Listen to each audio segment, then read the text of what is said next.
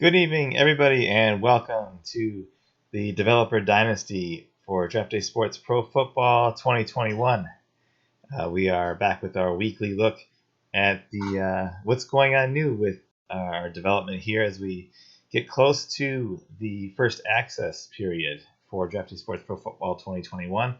For those of you who are new to our company and our channel here, our first access period is essentially an open beta period where we give people the opportunity to pre-order, get a discount on the game, and once you pre-order, you get your license key right away, and then you can download the current beta versions of the game, and you can start playing along. And the biggest reason why we do it this way is because we are a small company, and we need as many hands on the game as we can as we do the final stages of testing. So it gives us an opportunity to get the game in people's hands and get them to kind of play through the final betas and look for anything they may notice that's a bug or something that they would alter slightly, and provide feedback so we can take all that into the final release of the game and get it out the door. We rely on our community, and we really we wouldn't be anything without the support of our community. And we not only need people who can pre-order and help put the final testing on the game, but also people who make the logo packs and all the other mods and the roster, community roster files and stuff like that. We're always looking for people who can help out with those things, and are certainly appreciative of the people who do. Before we actually get into the stream, I want to, as always, thank our subscribers to the channel. We have some excellent subscribers who have supported us for the past month or two now, with either their paid subscriptions or their free Amazon Prime, Twitch Prime subscription. We certainly appreciate the people doing that who continue to renew it month after month for us, because it does run out every month. So if you're not familiar with that and you're using your free Twitch Prime sub, you do have to renew it every month for us. I'm also a huge thank to our followers. I mean, our follower list has grown very quickly. We were just a week or so ago waiting to hit the 200 mark, and now we're over 225 followers. Certainly not huge numbers in terms of the global scale here on Twitch, but those are big numbers for us. So we really appreciate the support, especially our new followers. We've got Nammer5, Ma353, Brand1265, and Ulan, who are all recent followers. If you did not join us for the stream on Tuesday, we announced the winners of our giveaway, and we reached out to them. The winners of our random drawings for free 2020 copies of their choice were Mike Tabs Foggs and Preston P27. So we've been in contact with the winners and have arrangements to get them their game. So thank you guys for supporting the channel and for being part of this Developer Dynasty. Tonight we are a little bit different here, because at the present time I would normally welcome in the game's lead developer, Brooks, but he's having some technical difficulties tonight, so I don't know if he'll be able to join us on the chat or not. If not, I will certainly pass along any questions to him. I will do my best to answer any and all questions, and kind of show off at least some of the things that I've been working on in the past week on the game.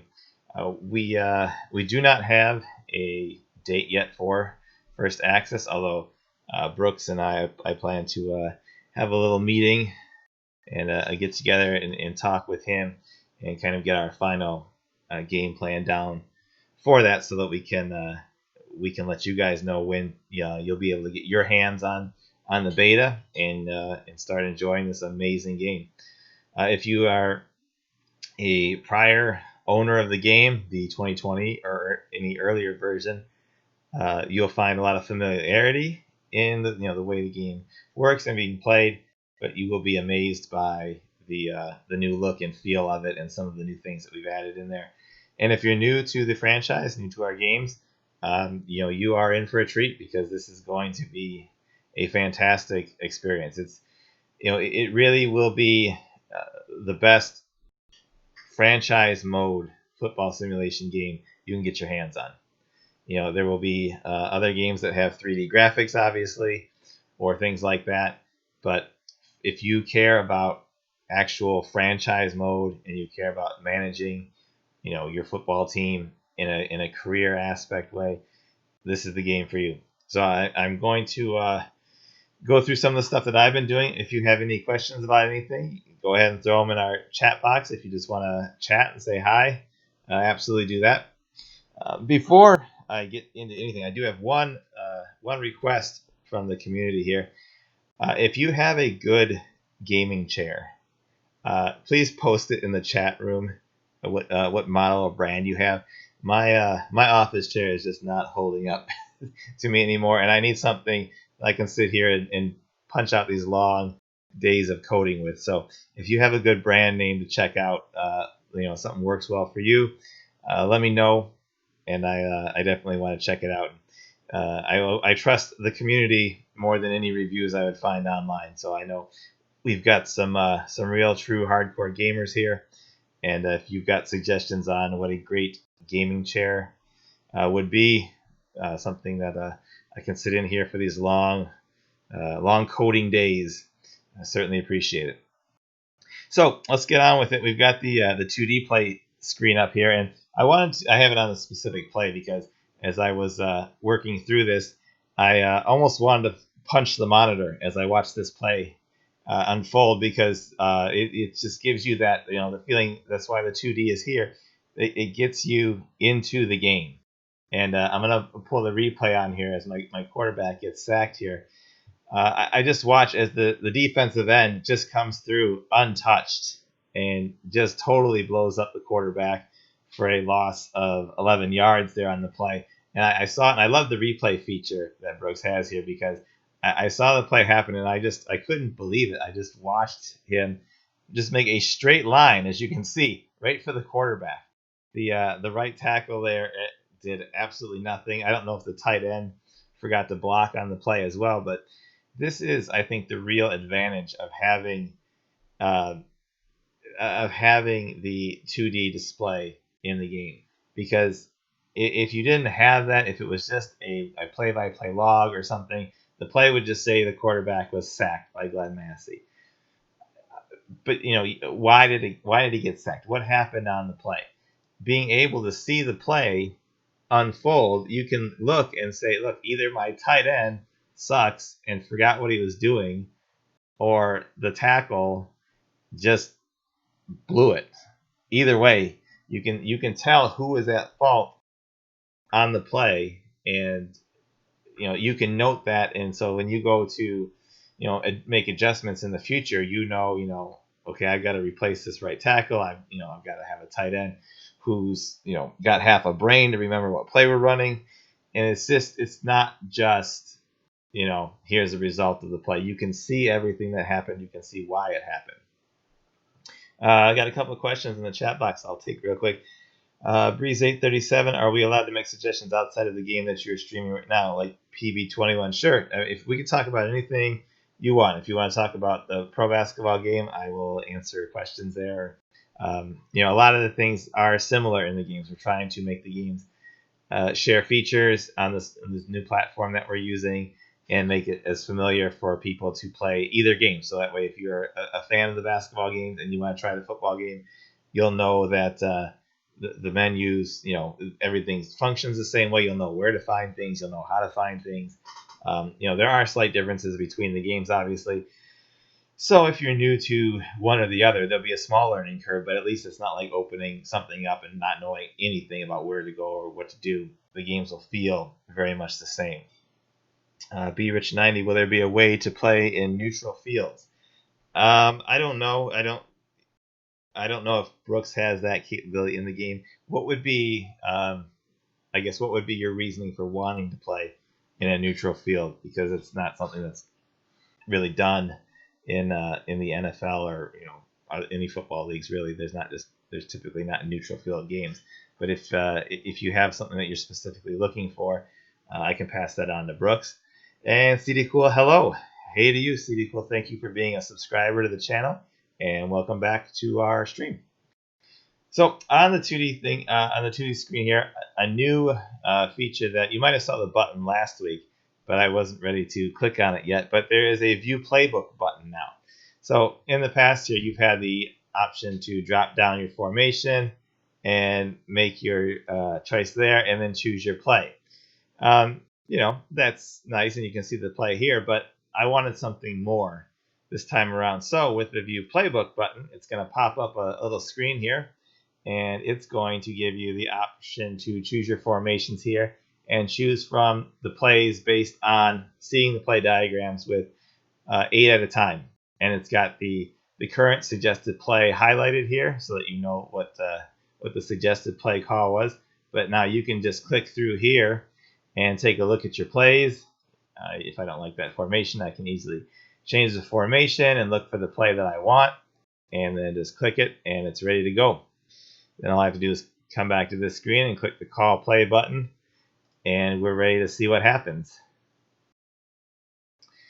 And that was a good play call by me, but not quite good enough to pick up the first down there. So that'll be a 4th down for my team there. But I just wanted to show off that ability to to show the plays. Being able to scroll through them. I think for myself, that's something that I'm much more used to in terms of playing football games. So the ability to see all the plays that I want here, and it's much easier to remember them for myself and figure out what kind of the play is by looking at the play diagram as opposed to just picking the name of the play from the formation. So you'll be able to go into the playbook now and choose any of the formations that you want, or choose all of the formations if you want, and scroll through them all to look for the play that you want to call. So I think that's going to be a huge improvement for being able to call the plays during the game. And I can see in the chat that Brooks is back. So welcome, Brooks. How's it going, man? We're doing okay. All right, he's hanging in there. Little power outage, but we're good. Little power outage, technical difficulties, but he has persevered because he wants to be here for this stream. So we've just been looking at the 2D screen a little bit here and taking a look at the really awesome View Playbook feature. There is a question. I'll let you get up to speed for a minute from Coach CBJ2. Can you show us the free agent bidding screen? Has it changed at all? The reason I ask, is there a way to add being able to see your top player at each position on your roster so you can quickly see if a free agent is better than a starter? Brooks, has anything changed on that screen yet? I don't think we've finalized a design on that. So Okay. if there are additions or hover overs or help text or those kinds of things, then definitely we can look at expanding that. We should have enough room. Okay, so I'll make a note on that one so that when we get to the free agent screen, we can try to get what Coach wants in there. I don't think I have a save with that at the moment, but we can definitely try to work on that. I'm also going to pull up the draft screen again for anybody who didn't see it last week. We've been working hard on the college draft presentation, and we've got the picks up on the board working. This week we've got the stage here where the picking team will come up. We've got the ticker going here at the bottom, and we're going to keep adding new features here to the screen and really trying to up the presentation value just like we do in the pro basketball game. So if anybody has anything specific they want to see come through on the draft screen, by all means hit me up, and I will take into account any suggestions and anything we can do to make the screen better. But I really think that this is going to be a nice feature for you to look at. I want you to be able to spend time on the draft and spend time, you know, not just powering through it and making your picks, but I want it to be an experience, something that you want to, that you actually want to spend some time in the game,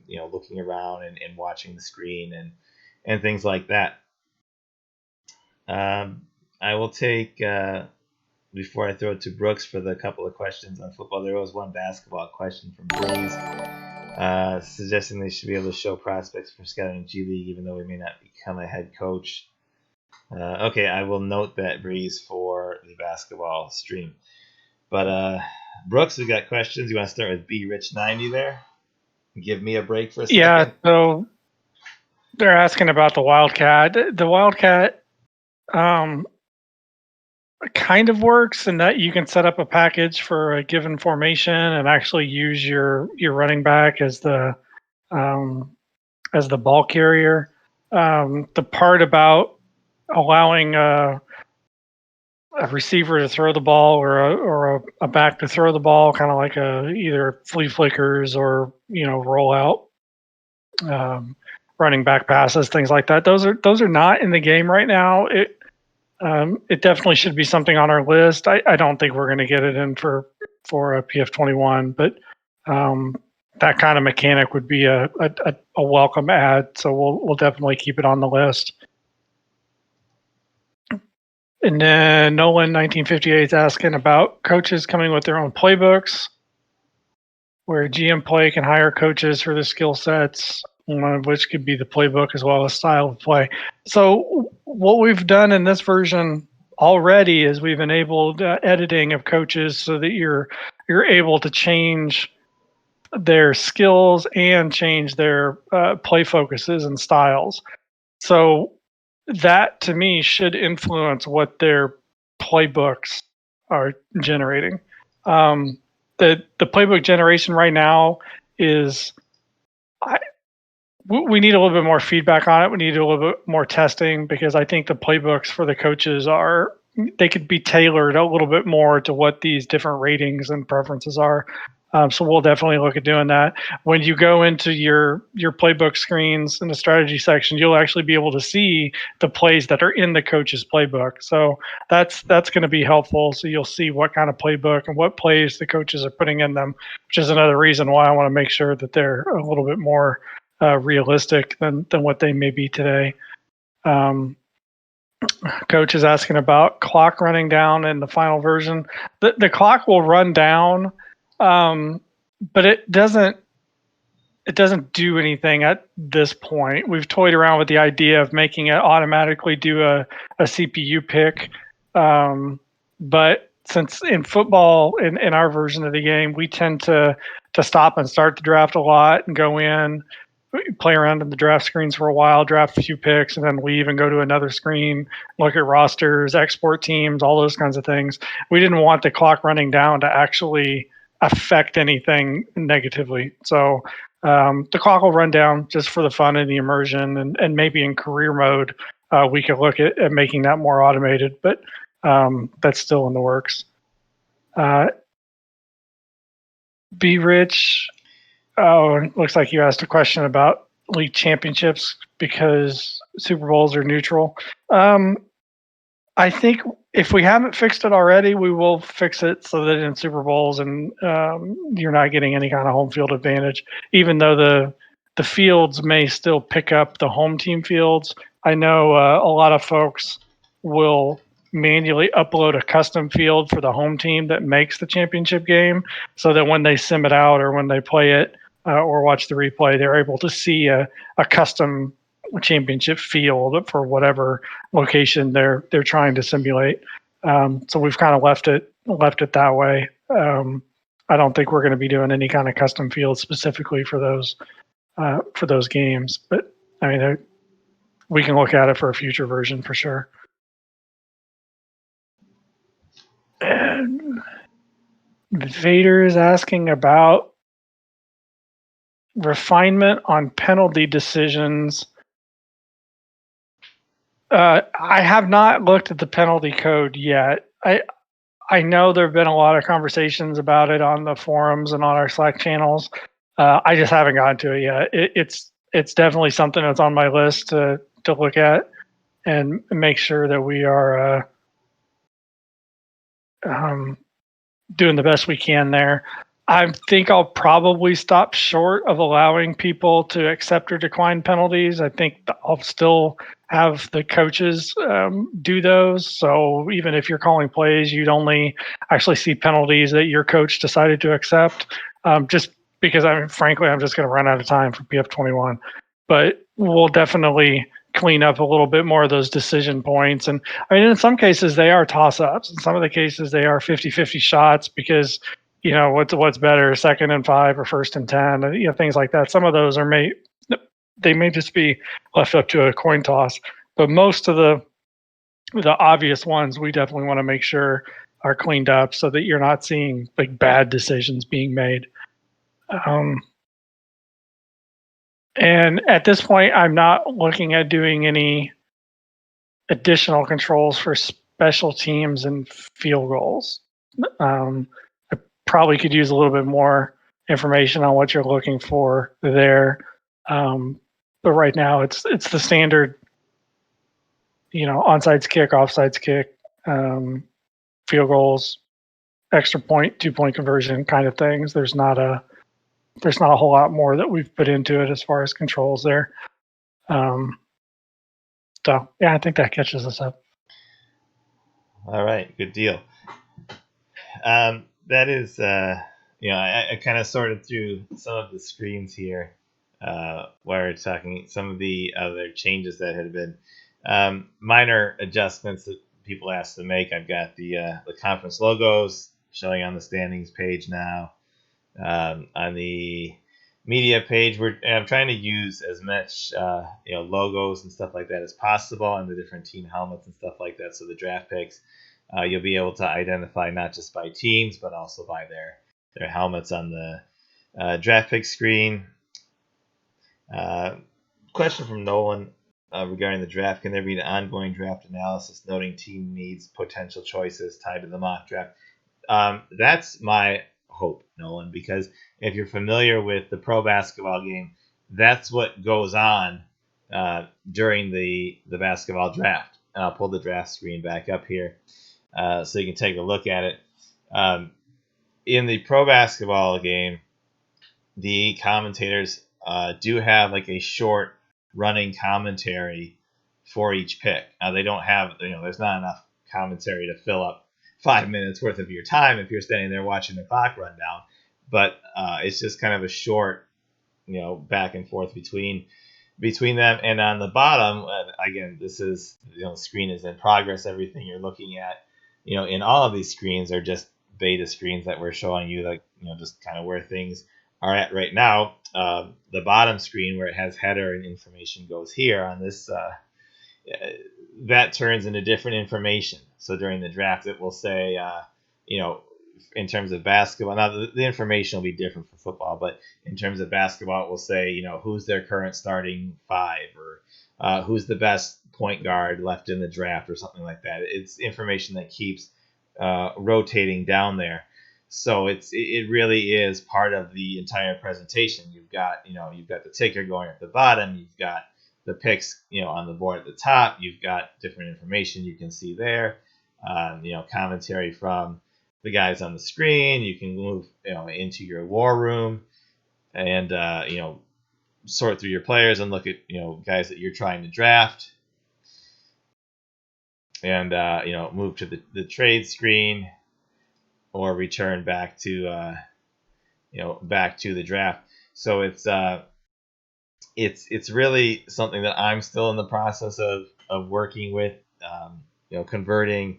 Not only are we converting the pro football code to this new platform, but then, I'm trying to get in there and work with Brooks's code and take my code, which is completely different, obviously, and try to, massage some of the same things into it for the draft, for example, so that both games, have a really robust draft experience. So that's definitely something, Nolan, that I'm working on here as we as we get closer to the finish. Let's see, seasoned vet. Any plans for the new trade features in the basketball game making it into the football game? I don't know what trade features are you looking for to be in the football game, season vet, because it's a lot of the new things that have been put in basketball or are kind of related to either the cap or um, sign and trade and stuff like that. That was just something that I've been working on. So not really the same thing in football, but if you've got suggestions on something specific that you want to see on the trade screen, now is a great time to throw them out for Brooks. Oh, I see the team needs if they're a rebuilder and stuff like that. Brooks, is that something that we can add on the trade screen?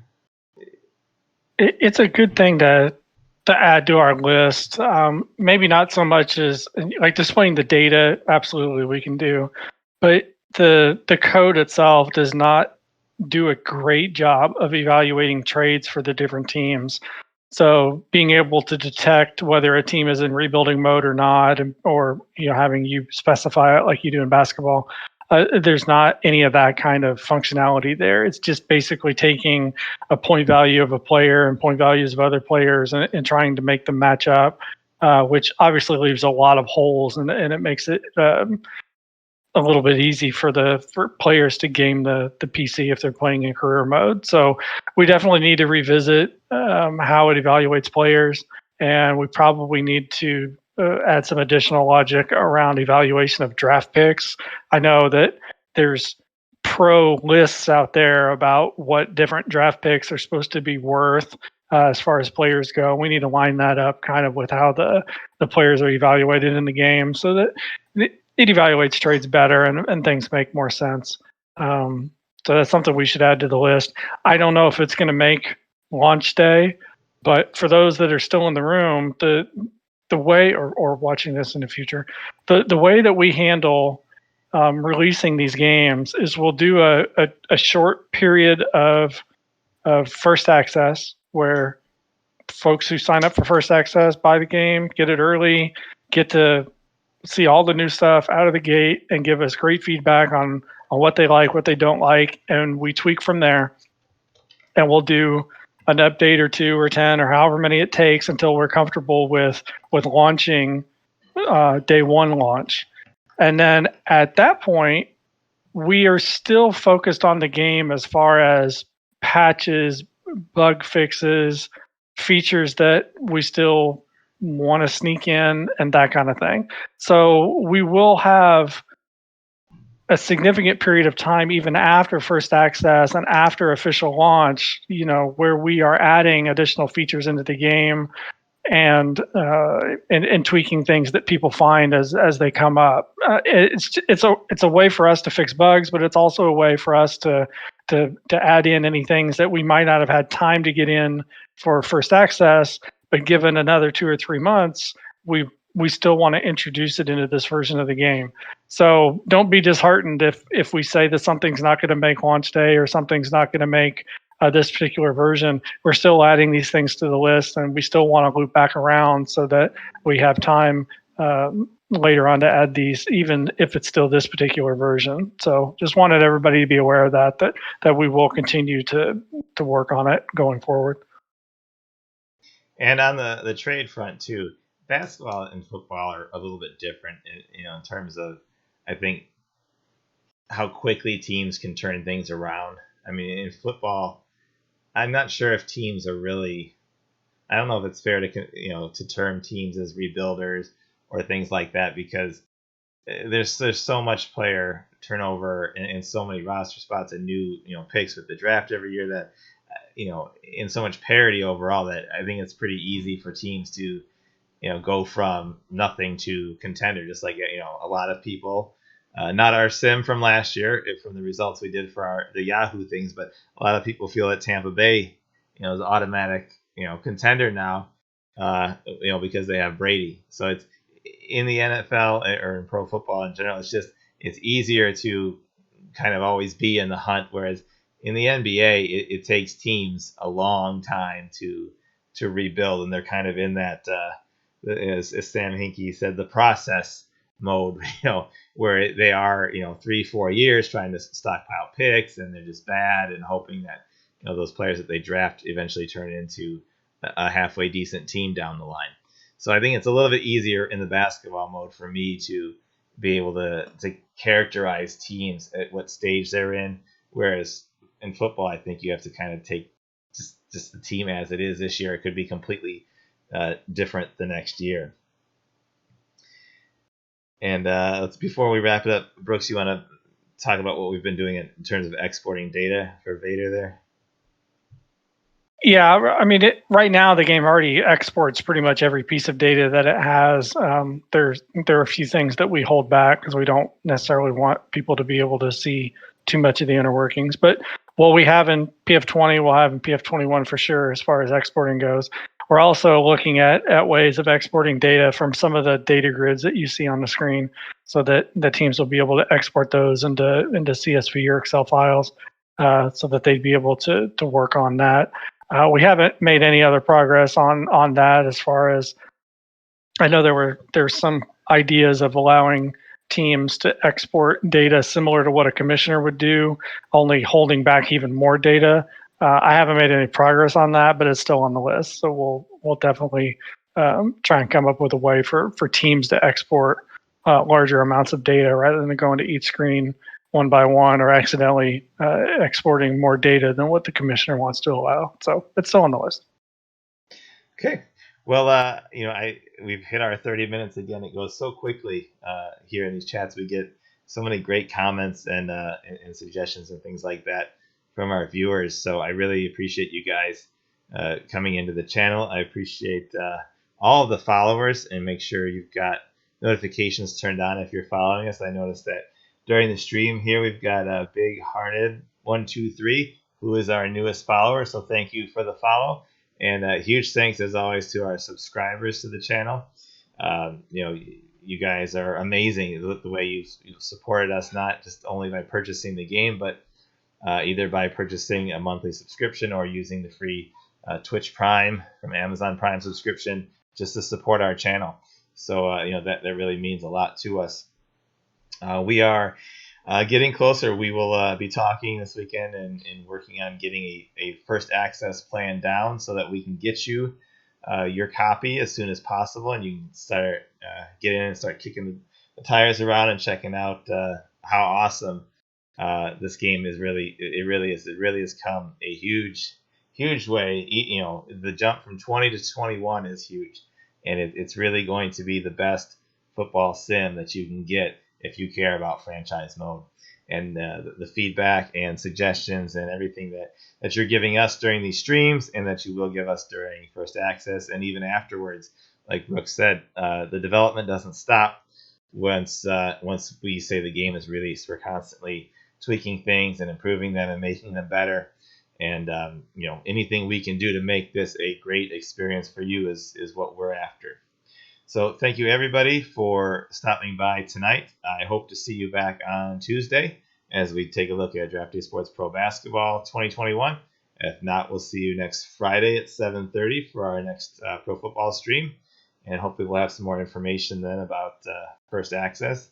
And other than that, if you have any questions, comments, if you want to reach out and help and be part of getting a community roster file or logo files or anything like that together, just reach out and let us know. We'll tell you how you can get involved. And other than that, I want to thank Brooks for fighting through the technical difficulties and the power outage to get here tonight and answer the questions that I certainly couldn't. And everybody, I want you to have a great weekend, and we'll see you back here next week. Thanks, everybody.